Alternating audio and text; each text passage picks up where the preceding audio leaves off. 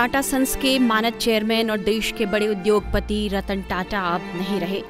उनका 86 साल की उम्र में निधन हो गया। रतन टाटा ने बुधवार रात मुंबई के बीच ग्रैंडी अस्पताल में आखिरी सांस ली। यहां उन्हें कुछ दिन पहले उम्र संबंधी दिक्कतों की वजह से भर्ती कराया गया था। रतन टाटा के निधन से देश भर में शोक की लहर फैल गई है। वे दुनिया के सबसे प्रभावशाली उद्योगपतियों में से एक थे। टाटा के निधन पर राजनीतिक जगत से लेकर फिल्म जगत के कई लोगों ने दुख जताया है। प्रधानमंत्री नरेंद्र मोदी, राजनाथ सिंह, राहुल गांधी समेत कई राजनेताओं ने उनके निधन पर शोक जताया है। गौतम अदानी, आनंद महिंद्रा सरीखे लोगों ने टाटा को देश की अर्थव्यवस्था की रीढ़ करार दिया है। टाटा का पार्थिव शरीर नरीमन पॉइंट स्थित national centre for performing arts में रखा गया है। यहाँ लोग शाम 4 बजे तक अंतिम दर्शन कर सकेंगे। शाम को राजकीय सम्मान के साथ उनका अंतिम संस्कार किया जाएगा।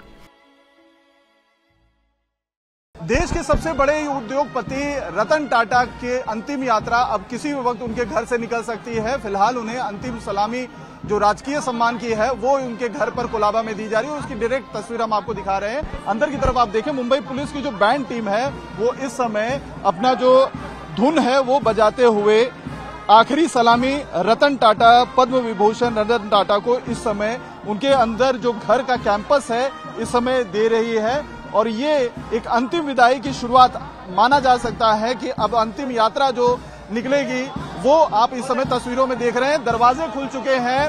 सड़क के किनारे कोलाबा में जो कई सारी संख्या में फैंस मौजूद हैं वो इस समय नम आंखों से दरवाजों की तरफ देख रहे हैं। आप देखिए, बैंड जो है कदम ताल करते हुए इस समय घर से निकल रहा है। और इस समय जो आखिरी यात्रा है एनसीपीए नरीमन पॉइंट के लिए वो अब करते हुए यहाँ से थोड़ी देर में निकलेंगे। साथ ही बैंड टीम के अलावा मुंबई पुलिस की भी जो टीम है वो भी यहाँ पर जो आखिरी सलामी देने के लिए बंदूकधारी होते हैं मुंबई पुलिस के, वो भी आपको मार्च करते हुए दिखाई देंगे। जो कि समय बताया गया था ठीक उसी समय पर इस समय पार्थिव शरीर जो रतन टाटा का है वो यहाँ से निकलता हुआ दिखाई दे रहा है। अब बताया जा रहा है ये पैदल मार्च करते हुए वो एनसीपीए तक, नरीमन पॉइंट तक इसी तरीके से सफर करते हुए जाएंगे। और करीबन 3:30 बजे तक, दोपहर तक इसी तरीके से जो लोग हैं, फैंस हैं, वो दर्शन कर पाएंगे रतन टाटा के। और शाम को करीबन 4 बजे वर्ली के क्रिमेटोरियम में अंतिम संस्कार रतन टाटा का किया जाएगा। इस समय आप देखिए जो टीम है वो इस समय आपको यहाँ पर पुलिस की वो राइफल लिए हुए सम्मान में झुकाए हुए आपको नजर आएंगे, कदम ताल करते हुए इस समय आपको सड़क पर नजर दिखाई दे रहे हैं आपको। और लगातार जो बैंड है उसके जरिए अब वो बाहर आ चुके हैं। और अंदर की तरफ पर अगर आप देखें तो वो जो पार्थिव शरीर को ले जाने के लिए एम्बुलेंस है, वो गाड़ी है, वो भी आपको यहाँ पर सजी हुई पूरी तरीके से नजर आएगी। और यहाँ से बताया जा रहा है कि करीबन आधे घंटे से पौन घंटे तक का जो सफर है वो यहाँ से पार्थिव शरीर उनका करेगा रतन टाटा का और एनसीपीए जाएगा। और वहां पर सुबह करीबन 10:30 बजे से दोपहर 3:30 बजे तक आम जनता के साथ साथ जितने भी बड़े डिग्निटरीज हैं, सेलिब्रिटीज हैं, पॉलिटिशियंस हैं, वो अंतिम दर्शन कर पाएंगे रतन टाटा के। और शाम 4 बजे के बाद इन्हें अंतिम विदाई राजकीय सम्मान के साथ दिया जाएगा, जहां पर उनका अंतिम संस्कार वर्ली के शमशान भूमि में होगा। वीडियो जर्नलिस्ट महेश के साथ अतुल सिंह, टाइम्स नाउ नवभारत, मुंबई। रतन टाटा अपने नरम मिजाज और सादगी भरी जिंदगी के लिए जाने जाते थे। वह एक बेहतरीन इंसान होने के साथ साथ एक मजबूत व्यक्तित्व के भी मालिक थे। मुंबई में हुए 26/11 हमले से जुड़ा एक किस्सा इस बात की तस्दीक करता है। 26 नवंबर 2008 को लश्कर-ए-तैयबा के 10 आतंकवादी समुद्र के रास्ते यहां पहुंचे और गोलीबारी की, जिसमें 18 सुरक्षा कर्मियों समेत 166 लोग मारे गए थे तथा अनेक लोग घायल भी हुए। उस दिन आतंकियों ने मशहूर ताज होटल को भी निशाना बनाया था। ताज होटल टाटा ग्रुप का ही मशहूर होटल है। ताजमहल पैलेस के नाम से मशहूर ताज होटल की स्थापना 1903 में रतन टाटा के दादा जमशेद जी टाटा ने कराया था। दरअसल इस होटल के निर्माण के पीछे भी एक कहानी छुपी है। नस्ल भेद की वजह से जमशेद जी टाटा को मुंबई की ही एक होटल वॉटसन्स में जाने से रोक दिया गया था।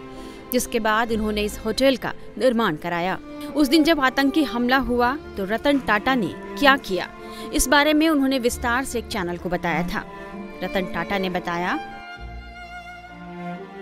जब ये घटना हुई तो उन्हीं किसी का कॉल आया और बताया गया कि होटल में गोलीबारी हो रही है। मैंने ताज के स्टाफ को कॉल किया, उधर से किसी ने मेरा फोन नहीं उठाया।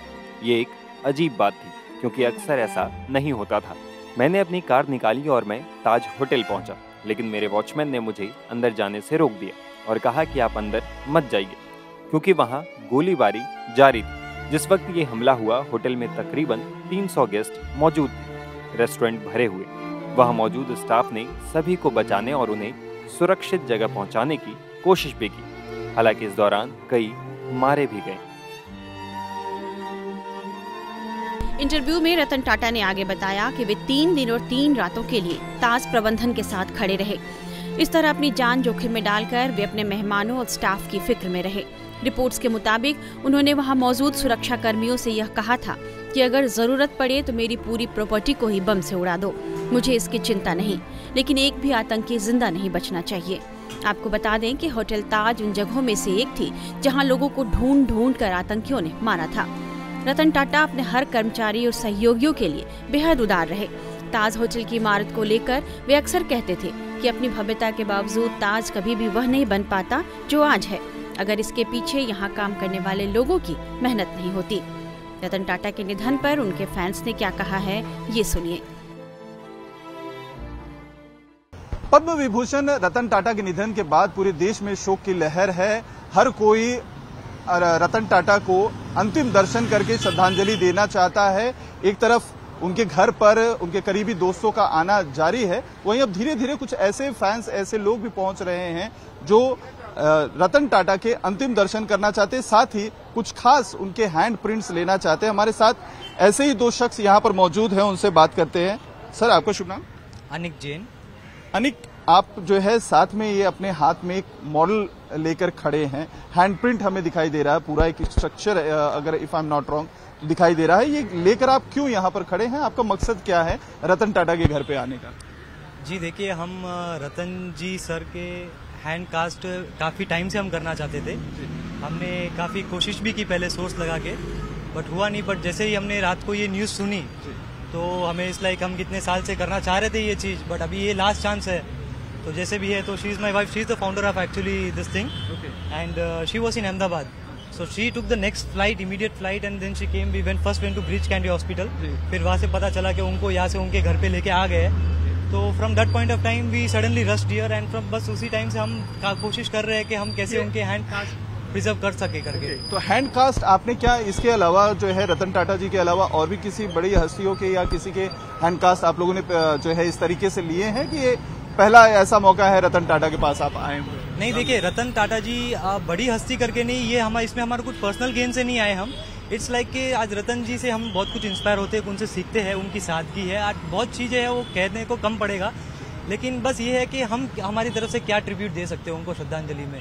तो this is the thing, like देखो, आज रतन जी हमारे साथ रहे नहीं, इस बात का तो अफसोस है, लेकिन ये एक लास्ट चांस है जिनके हम अगर रतन जी के कास्ट कर पाए हाथ, तो ये हमारे पास उम्र भर प्रिजर्व रहेगा। अभी उनके जो घर वाले हैं, जो करीबी है उनके, जो टाटा ग्रुप है, तो उनके पास एक लेगेसी रहेगी। देखो, एक फोटो रहता है, लेकिन ये उनके ओरिजिनल इम्प्रिंट्स रहेंगे। जैसे ये मेरे मम्मी का हाथ है, हमने इन किया, तो जैसे ऐसे ही अगर रतन जी के हाथ हम कर पाए तो इसकी उम्र जो है वो 400 साल से अधिक है। आपने कहा 400 साल, तो क्या ये कोई खास मटेरियल होता है जो इतने लंबे समय? इसको एक मोल्डिंग पाउडर कहते हैं, जो कम्प्लीटली ऑर्गेनिक पाउडर है, और बस ये करने के लिए हमें सिर्फ 10 से 15 मिनट चाहिए, अगर कोई हमें अलो करे तो। बस हम यही करा रहे हैं, क्योंकि तो क्या है, एक रतन जी का एहसास हमारे पास हो सकता है। देखो, एक फोटो तो ये भी, जैसे ये मेरी मम्मी का हाथ है, तो अगर मैं इसे अब फील कर सकता हूँ, उसकी एक एक रेखा है, एक एक चीज, ये सब साथ होती है। तो इंसान देखो, किसी को आना है तो किसी को जाना भी है, लेकिन ये चीज जनरेशंस तक रहती है। And it is not only this thing, it is firstly कि इसकी उम्र जो है वो 400 साल से अधिक है, and secondly it's fire proof, rust proof and water proof. Ratan Tata अपने पीछे एक बड़ी विरासत छोड़ गए हैं। टाटा परिवार का देश के विकास में बड़ा योगदान है, और रतन टाटा ने भी अपने फैसलों से अपने परिवार की इस महान विरासत को कायम रखा है।